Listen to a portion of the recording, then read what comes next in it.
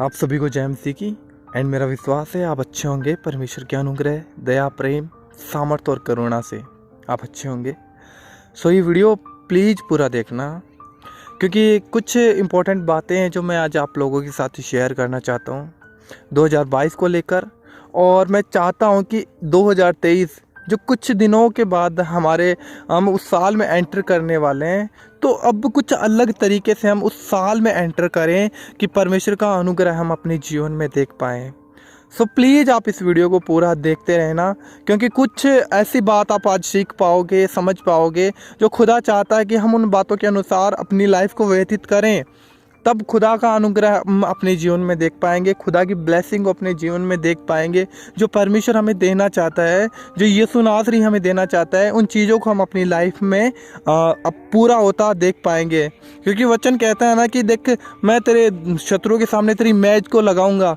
तो वो मेज ऐसी नहीं है, वो मेज ऐसी नहीं है। मेज का मतलब होता है कि एक, देखो संसार में जब हम देखते हैं, बड़े लोगों के घरों में जब हम देखते हैं, तो उनके घर में एक मेज होती है। मेज किसको बोला जाता है? जिस पे लोग खाना खाते हैं।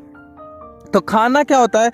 एक अच्छा खाना, अगर आप मेज के ऊपर बैठकर अच्छा खाना खा रहे हैं, तो ऐसा नहीं है कि हमारे जीवन में दुख है, तो वो लोग ब्लेस्ड हैं, उनकी लाइफ में अच्छा है। तो परमेश्वर हमें भी एक, जो खुदा की ओर से वो ब्लेसिंग लाइफ हमें देना चाहता है, उस मेज पे हमें खिलाना चाहता है परमेश्वर। लेकिन क्या हम तैयार हैं उस मेज पे खाने के लिए? तो कुछ ऐसी बातें हैं जो आपको सीखना ज़रूरी है। हो सकता है आपने 2022 में कुछ गलतियां की हो, या फिर आप विश्वास के साथ चल पा रहे हो, फिर भी आप अपनी लाइफ में ऐसी ब्लेसिंग नहीं देख पा रहे होंगे जो आप चाहते हैं कि हमारे जीवन में काम हो। तो मैं आपको इन बातों के रिलेटेड कुछ ऐसा मैसेज मैं आप लोगों के साथ शेयर करूंगा। और मेरा विश्वास है कि ये मैसेज, अगर आप अपने मन से इस बात को अप्लाई करते हो अपने लाइफ में, समझते हो, इन बातों पे चलने की कोशिश करते हो, अगर आप कहीं ना कहीं गलती भी कर रहे होंगे तो अपनी गलती को मान लेते हो और उसके अनुसार चलते हो, तो आप 2023 में कुछ ऐसा अपनी लाइफ में देखोगे जो सिर्फ परमेश्वर की ओर से होगा। सो बने रहें वीडियो के साथ। और मैं आपको कहना चाहता हूँ, अगर आप पहली बार हमारे चैनल पे आए हैं तो मेरा विश्वास है आप ज़रूर सब्सक्राइब करके जाएंगे, क्योंकि खुदा का अनुग्रह आपके साथ है और वो सदा के लिए होता रहेगा। तो हम अब आगे बढ़ते हैं हमारे टॉपिक पे। तो हमारा टॉपिक ये था कि 2022 में हमने लाइफ को कैसे व्यतीत किया और कैसे हम 2023 के अंदर एंटर करना चाहिए। मैं आपको बताना चाहता हूँ, बाइबल कहती है कि समय थोड़ा है और दिन बुरे हैं। थोड़ा समय क्यों कहता है परमेश्वर? कि हमें पता नहीं है, समय थोड़ा, हम अब जी रहे हैं, हमें पता नहीं कि अगली सेकंड में हमारे साथ क्या होने वाला है, हम नहीं जानते हैं। हमें क्षण भर का भरोसा नहीं है कि हमारे साथ क्या हो सकता है, कुछ भी हमें पता नहीं है। इसलिए परमेश्वर का वचन कहता है कि समय थोड़ा है लेकिन दिन बुरे हैं। आज हम बुरे दिनों में भी क्या अपने आप को आगे के लिए तैयार कर पा रहे हैं? खुदा के राज्य के लिए तैयार कर पा रहे हैं? परमेश्वर के राज्य के लिए। परमेश्वर का राज्य क्या है? स्वर्ग का राज्य, जो परमेश्वर चाहता है कि हम उसके साथ स्वर्ग में राज्य करें। क्या हम अपने आप को इस थोड़े से और बुरे समय में अपने आप को तैयार कर पा रहे हैं? एक एग्जांपल मैं आपको देना चाहता हूँ। आज समाज में हम रहते हैं, समाज, दुनिया के अंदर हम रहते हैं, तो दुनिया उस खारे पानी की जैसे एक समुंदर होता है, समुंदर का पानी खारा होता है, तो उसके अंदर एक मछली होती है ना, तो वो अपने अंदर बिल्कुल भी नमक नहीं जाने देती, वो बिल्कुल फीकी होती है अंदर से। क्यों वो मछली अपने आप को फीका रख पाती है? क्योंकि समुंदर के अंदर भी रहकर जो खारा जल है उसको वो अपने ऊपर अंदर नहीं जाने देती, क्योंकि उसे पता है कि अगर ये खारा जल मेरे अंदर जाएगा तो मैं भी कड़वी हो जाऊंगी और मैं किसी के योग्य नहीं हूँ। तो हमें संसार में ऐसा होकर चलना है मेरे भाई बहनों, ऐसा होकर चलना है, क्योंकि संसार उस खारे पानी के समान है लेकिन हम उस मछली के समान है। क्या हम अपने आप को क्लीन रख पा रहे हैं इस संसार में? क्या हमारी सोच उन संसारिक लोगों की जैसी है? क्या हमारी बातें करने का तरीका उन संसारिक लोगों की जैसा है? क्या हम संसारिक परंपराओं में चल रहे हैं आज भी खुदा को जानने के बाद में? क्या हम संसार की व्यर्थ चीज़ों के पीछे भाग रहे हैं? क्योंकि पतरस ने कहा कि संसार की सब चीज़ें व्यर्थ हैं और एक दिन ये सब पिघल जाएंगी। तो क्या हम उन नासवान चीज़ों के पीछे चल रहे हैं? 2022 में हो सकता है हमने बहुत गलतियां की, क्योंकि हम मनुष्य हैं, हम गलतियां कर देते हैं, ना चाहते हुए भी हमसे गलतियां हो जाती है।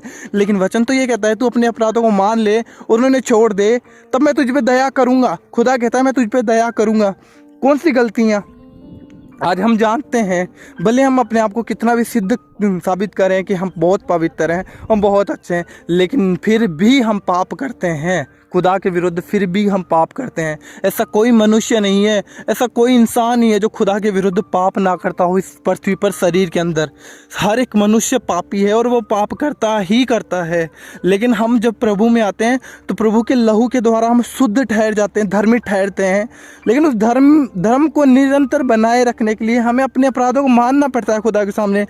हम हर दिन खुदा की उपस्थिति में जाकर खुदा से कहते हैं कि परमेश्वर, हमसे जाने ना अनजाने में कुछ भी गलती हुई हो हमें क्षमा कर। हम कोशिश करते हैं कि हम ये नहीं करना चाहें, तो परमेश्वर हम पे दया करता है। तो उसी दया को लेकर हम एक बार फिर से 2023 के अंदर एंटर करना है मेरे भाई बहनों। जब हम अपनी सारी गलतियों को मान लेंगे इसी 2022 में, तो मेरा विश्वास कि खुदा हमारे साथ 2023 के साथ, जब हम उसमें परमेश्वर अगर नहीं आए 2023 आने पहले से, तो हम उस साल में एंटर कर पाएंगे खुदा के साथ। अगर हम उसी पाप में और उन बुराई में पड़े रहेंगे जैसा हम अपनी 2022 की लाइफ में हमने किया है, गलतियां की हैं और जो हम चाहते थे उन्हीं चीज़ों में आज भी हम फंसे हुए हैं, और हम जानते भी हैं कि खुदा के साथ हमें कैसा चलना है, फिर भी हम उन्हीं चीज़ों को छोड़ नहीं पा रहे हैं। कुछ ऐसा कचरा है जो हमारी लाइफ को हमें पीछे लेके जा रहा है, लेकिन परमेश्वर हमें आगे लेके जाना चाहता है। तो हमें अपने अपराधों को मान लेना है खुदा के सामने। जब हम अपने अपराधों को मान लेंगे कि हाँ परमेश्वर, मैं अपने गुनाहों को, सब बातों को तेरे सामने मानता हूँ, मैं चाहता हूँ कि परमेश्वर ये 2022 तो मेरी कैसी भी निकली मुझे कोई फ़र्क नहीं, लेकिन तू मेरे साथ था, फिर भी तूने मुझे संभाला। अपनी गलतियों को मानो और खुदा के साथ एक बार फिर से 2023 के अंदर एंटर हो जाओ। क्योंकि जब हम खुदा के साथ किसी चीज़ के अंदर जाते हैं तो मेरा विश्वास है वहाँ पर खुदा है तो वहाँ पर सब कुछ है। वचन कहता है कि सब कुछ परमेश्वर का है, और जब हम अपने परमेश्वर के साथ, अपने पिता के साथ चलते हैं तो सब कुछ हमारा ही है। और जब हम अपने अपराधों को मानकर खुदा के साथ चलते हैं, बढ़ते हैं, और जो परमेश्वर का वो हमारा होता है, इसमें कोई शक नहीं है। तो उसे कैसे अपने जीवन में लेना है, कैसे हम अपने परमेश्वर को हमारे जीवन में देख सकते हैं, तो सबसे बड़ा यही काम है, विश्वास से चलना और खुदा के सामने अपने अपराधों को मान लेना। क्योंकि वचन कहता है कि जो कोई अपने अपराधों को मान लेता है उस पर दया की जाती है, और जो कोई अपने अपराधों को छुपाए रखता है उनके काम कभी सफल नहीं होते। हम अपने जीवन में सफलता तो देखना चाहते हैं, खुदा में आने के बाद में सफलता देखना चाहते हैं, लेकिन हम अपने अपराधों को मानना तक नहीं चाहते मेरे भाई बहनों। तो परमेश्वर कहना चाहता है कि तू अपने अपराधों को मान ले। तू अपने अपराधों को मानेगा तो तेरे जीवन में अनुग्रह मैं लेके आऊँगा, मैं तुझे ब्लेस करूँगा, मैं तुझे ऊंचा करूँगा, मैं तुझे उठाऊँगा, मैं तुझे बरकत भी दूंगा, मैं तुझे आशीष भी दूंगा, तुझे चंगाई भी दूंगा, तुझे छुटकारा भी दूंगा। जो चीज़ें तू चाहता है वो तेरे लिए होंगी। कब गलती हम कर देते हैं, मानता हूँ मैं, गलती मुझ में भी होती है, कोई परफेक्ट नहीं है, आप भी परफेक्ट नहीं है, मैं भी परफेक्ट नहीं हूँ। परमेश्वर के बड़े बड़े दास, उनके द्वारा भी गलतियाँ होती होंगी, लेकिन वो गलतियों को रोक के नहीं रखते हैं वहाँ पर कि एक बार हम गिर गए तो वहाँ पर ही पड़े रहें। नहीं, वचन कहता है कि धर्मी 7 बार गिरेगा, लेकिन अगर वो चाहे तो यहोवा उसे उठाएगा। तो हमें चाहना है कि क्या हम कौन से आज पाप में पड़े हुए हैं, कौन सी ऐसी सिचुएशन है जो हमें पीछे खींच रही है, कौन से ऐसे लोग हैं जिनके साथ हमारी संगति है वो हमें पीछे लेकर जा रही है। 2022 में हमें इतने दुख उठाए, क्यों उठाए, किन लोगों की वजह से उठाए, क्या ऐसा दुख था, क्या ऐसी प्रॉब्लम थी, क्या ऐसी बात थी जिसकी वजह से हम अपने आप को जांच सकते हैं। हमें पता है कि कौन चीज़ है, कौन सी ऐसी आदत है हमारी, कौन सा ऐसा इंसान है जिसके साथ संगति रखने से हम पीछे की पीछे ही जाए जा रहे हैं। हम हमारे जीवन में टेंशन नहीं हटती, डिप्रेशन नहीं हटता, चिंता नहीं हटती। तो उन चीज़ों को छोड़कर आप 2022 को छोड़कर पीछे छोड़ दो उसको, और 2023 में खुदा के साथ चलो, खुदा के साथ। वचन कहता है कि तू अपना क्रूस उठाकर अपने आप को इनकार करके मेरे पीछे चल। अपने आप को इनकार करना क्या है? जब हम खुदा को अपने जीवन में पूरा देखना चाहते हैं कि हाँ परमेश्वर के अनुसार हम जीवन को व्यतीत करना चाहते हैं, तो हम अपने अनुसार नहीं सोच सकते। हम चाहते हैं कि खुदा हमारे जीवन में बड़े बड़े कामों को करे, हम खुदा का गवाह बनकर जिएं। तो गवाह कब बनेंगे? जब हम अपने अपराधों को मान लेंगे, अपने अपराधों को मान लेंगे। आज हम अपराधों को नहीं मानना चाहते हैं और खुदा से उन चीज़ों के सामने रिक्वेस्ट रखते हैं। प्रार्थना और रिक्वेस्ट हमारी इतनी बड़ी होती है कि परमेश्वर हमारे लिए ये कर दे, लेकिन हम अपने आप को सिद्ध करने पे लगे हुए हैं कि हाँ, गलती करने के बाद में हम ऐसे दिखाते हैं खुदा को कि हमने तो कोई गलती की नहीं, और इन्हीं बातों की वजह से हमारी जो काम है वो बनते नहीं हैं, क्योंकि हमने खुदा के सामने अपने अपराधों को नहीं माना है। हम बहुत बड़ी बड़ी गलतियां कर देंगे। ये समय अनुग्रह का है, क्योंकि परमेश्वर ने अपना लहू हमारे लिए बहा दिया। हम गुनाह करेंगे गलती से तो परमेश्वर हमें माफ़ करेगा, लेकिन अगर जानबूझ के हम बार बार कर रहे हैं तो फिर दुष्ट को मौका मिलता है हमारी लाइफ में। और परमेश्वर, एक समय ऐसा था बाइबल में हम पढ़ सकते हैं कि जब इजराइलियों के जीवन में परमेश्वर ने इतने इतने बड़े कार्य किए थे, इजराइलियों को परमेश्वर ने स्वर्ग से मन्ना दिया था, उन पे ऐसी ऐसी बीमारियां भेजी थी जिनसे इजराइलियों को बचाया था। और मिस्री जो फिरौन के लोग थे, जो मिस्री थे, उनके जीवन में वो बीमारी सब लागू हुई थी, उनके बच्चे मरे थे। ऐसी ऐसी समस्याएं जिनसे परमेश्वर ने इजराइलियों को बचाया था। क्यों बचाया था? एक बार परमेश्वर ने मौत का स्पिरिट उनके बीच में भेजा और उस मौत के स्पिरिट से भी परमेश्वर ने अपने लोगों को बचाया। क्यों? क्योंकि परमेश्वर प्रेम करता था। लेकिन वे इजरायली ऐसे लोग थे जो गलतियां करने के बाद में भी खुदा पे ही दोष लगाते थे और अपने अपराधों को नहीं मानते थे। लेकिन एक समय ऐसा आया कि परमेश्वर ने उनसे अपना मुख फेर लिया और वे लोग बंधुआई में चले गए। और वे लोग ऐसे बंधुआई में गए कि फिर वे गिड़गिड़ाते थे खुदा के सामने कि परमेश्वर तूने हमें क्यों छोड़ दिया, क्यों त्याग दिया। क्योंकि जब परमेश्वर का अनुग्रह हमारी लाइफ से हट जाता है तो शैतान की पूरी हमारी लाइफ शैतान के हाथ में चली जाती है, शैतान के कंट्रोल में चली जाती है।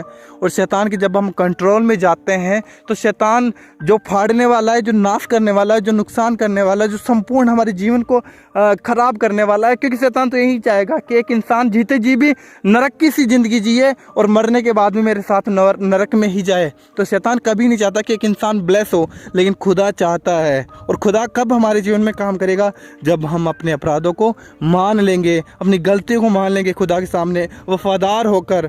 परमेश्वर चाहे कितना भी बड़ा पाप क्यों ना हो, वो आपको क्षमा कर सकता है 1 सेकंड में। कब? जब हम संपूर्ण मन से पश्चाताप करते हैं खुदा के सामने, संपूर्ण मन से अपने अपराधों को खुदा के सामने मान लेते, तब परमेश्वर हमारे अपराधों को क्षमा करता है। लेकिन आज हम खुदा में चल तो रहे हैं, लेकिन मैं आपको बताना चाहता हूँ, तो मैं बस इतना ही मैसेज आपको ये देना चाहता हूँ इस वीडियो के द्वारा। और बस 2022 में अगर आप एंटर करें तो ऐसे ना करें, खुदा के साथ 2023 में जाएं। क्योंकि 2022 को अगर आप आज पीछे अपनी पलट के देखें तो आप देख सकते हैं कि हमने क्या खोया हो और क्या पाया है। और अगर आप खुदा के साथ चल पा रहे थे 2022 में तो आप देख सकते हैं कि हमारे जीवन में क्या हो चुका है। लेकिन अगर उससे भी कुछ अच्छा आप पाना चाहते हैं, प्रभु में बढ़ना चाहते हैं, प्रभु को जानना चाहते हैं, आज़ादी के साथ जीना चाहते हैं। और आज़ादी कब आती है? जब खुदा हमारे साथ होता है। खुदा अपनी मेज़ पे हमें खिलाता है, वो हमारे साथ खाता है, वो हमें अपने साथ खिलाता है। कब? जब हम खुदा के साथ बैठना चाहें, तब जब खुदा हमें धोएगा, वो अपने लहू से साफ करेगा, पवित्र करेगा और फिर हमें अपने साथ अपनी मेज पर खिलाएगा। कब? जब हम अपने अपराधों को मान लेंगे। तेरे अपराध छुपाए ना रख, क्योंकि तेरे अपराध छुपने से तेरे काम भी रुके रहते हैं।